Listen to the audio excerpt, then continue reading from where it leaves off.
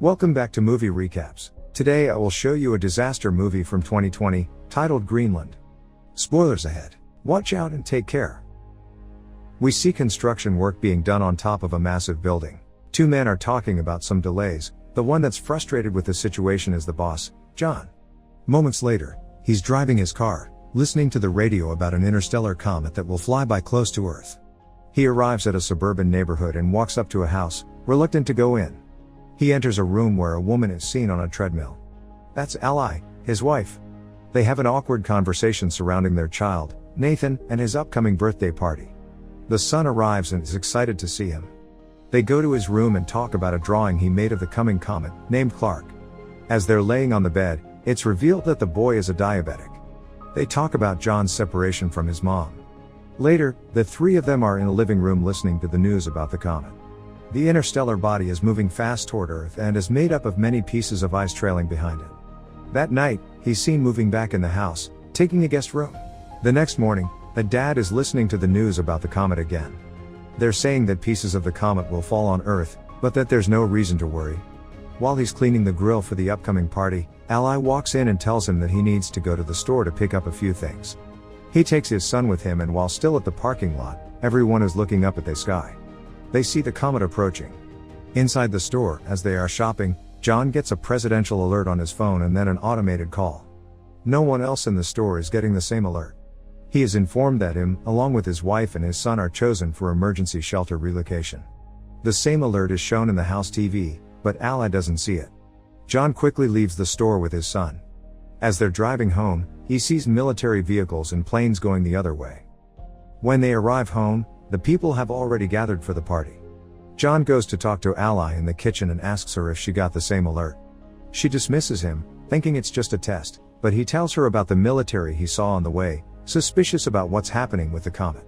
Both of them come back to the living room, where everyone is watching the news, expecting to see a part of the comet hitting the Atlantic Ocean. No one is worried as an image of the fragment is shown on the TV screen and the kids start counting down. When they reach to one, waiting to see the splash in the ocean, nothing happens for a moment. There's a little earthquake and John walks out of the house. He sees a flock of birds flying away, when suddenly a massive shockwave hits him over, felt inside the house as well. He comes back in and everyone is scared, still listening to the news. The newscaster announces that the piece has impacted a city in Florida with a shockwave that was felt for thousands of miles. The city was completely destroyed.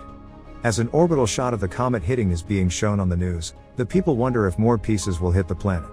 John gets another presidential alert. The call plays on both his phone and the TV, so everyone can see what the message says.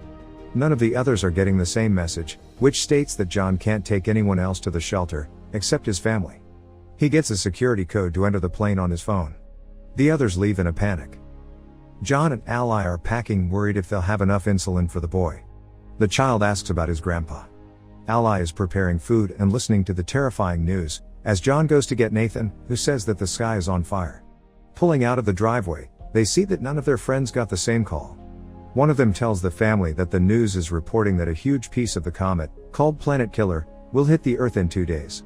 As they are leaving, another neighbor runs to them, begging to take their daughter. John refuses and they drive off, arguing in the car that even if they did take her, she might have been turned away at the airbase. Later, as they are driving, people are seen already looting the stores. Suddenly, they drive up to a massive traffic jam on the highway and John goes the other way, taking a side road. They're listening to the news on the radio, saying that there have been more impacts and others are expected, which might take out entire cities or even cause an extinction level event. They arrive at the airbase, being guarded by the military. People are gathered around the doors because they're not being allowed in. The family pushes through the crowd and is allowed entrance with the barcode they received. Once inside, they are given wristbands for personal identification and are told to move all their things into one smaller bag. Suddenly, they realize the insulin for Nathan is gone and John goes to take it from the car. Ally goes to tell the soldiers about her husband, but tells them about the boy's diabetes and causes a problem. She's taken to a superior officer that informs her that someone with a chronic condition can't be on the plane. Ally tries to reason with her, but she gets turned down. She and her son get escorted out of the base. Meanwhile, John comes back and is headed toward the planes looking for them, unaware of what is happening. John boards one of the planes that's about to take off and tries to reach Ally, but can't.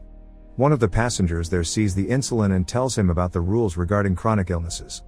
John panics and asks to leave the plane. Suddenly, the base gets breached and the people start shooting toward the military. The plane that John was existing has a fuel leak, so he tells everyone to get out and runs away. The plane explodes and causes a chain reaction.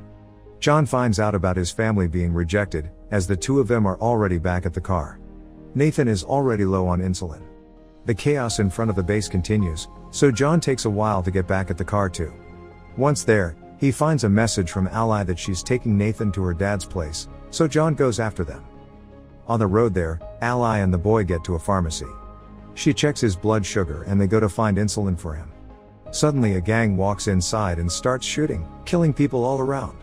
They manage to escape and get into a car with some people that will take them part of the way to her dad's. The couple Ally is riding with start acting strangely very fast. Eventually, they throw her out the car, take her wristband and drive off with her son, leaving her stranded on the highway. Meanwhile, John is lucky enough to find a ride up north as well. Inside the truck, John sparks a conversation with one of the men, Colin, who tells him that they are headed to Canada where the driver knows someone that has a plane and can take people to the shelters. Apparently, the military has set up the shelters on Greenland. The man tells him to find his family and meet him in Canada, so they can take one of the planes too. Another one of the people in the truck eyes John's wristband and demands that John gives it to him, but when he refuses, a huge fight unfolds. The fighting causes the truck to swirl and crash, throwing the people from the back out. The fight continues regardless and John ends up killing the guy. Colin dies in the crash. In the meantime, Ally gets another ride toward the base where the people that took Nathan are headed. He is still seen riding with them when they get to the airport base. At the first stop, as they are showing the wristbands, the boy tells the soldier that those people are not his parents and the soldier gets them escorted away, taking him inside. Later, Ally gets there too and tries to find him, from one stop to another, from one medical unit to another. She finally finds him and she's informed that he's been given insulin.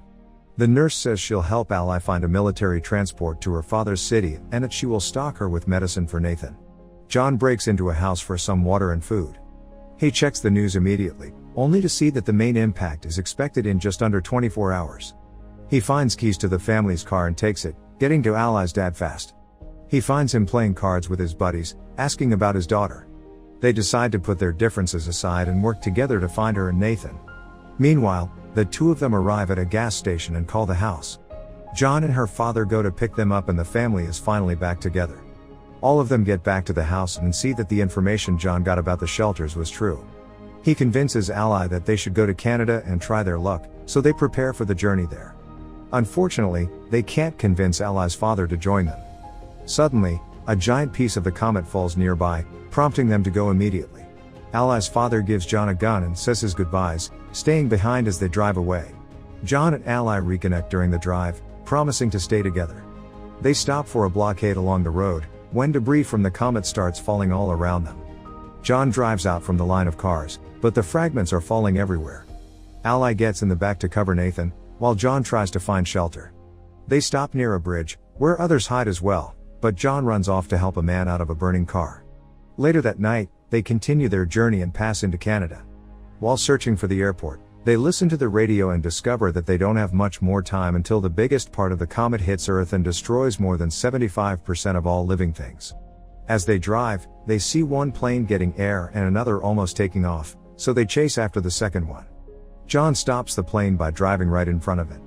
The pilot is reluctant to take them in, since he is already at full capacity, but they succeed in convincing him. John has a dream about better times and when he wakes up they are approaching Greenland. The place seems unaffected by the comet, until a moment later a fragment impacts the water and creates a shockwave that hits the plane. Both engines are failing as the pilot tries to keep the plane in the air. They glide through the air, landing smoothly, but hit the glacier. The pilots are pinned on impact, but John isn't able to help them. He sees a military plane land a mile away, so he shows the people from the plane there and when they arrive, a military truck takes them in and gets them to the shelter. As they are going inside, the planet killer hits. The impact will reach them in a matter of minutes and the people are still getting deeper inside the shelter. Once inside, they brace for impact and a flashback is seen of their previous life, when they were happy together. 9 months later, the planet is desolated. Cities ruined completely. A radio signal is searching for survivors and establishes a connection, informing the receiving end that the dust has settled and there is no radiation. The hatches of the shelter open and reveal that the family is still alive, facing the ruin of the planet. As a symbol of hope, they see a bird flying outside and start coming out of the shelter. As the Earth is seen from space, radio signals communicate from all around the globe. There are people still alive everywhere on the planet. Make sure to subscribe and turn on notifications so you can watch more videos like this. Thanks for watching.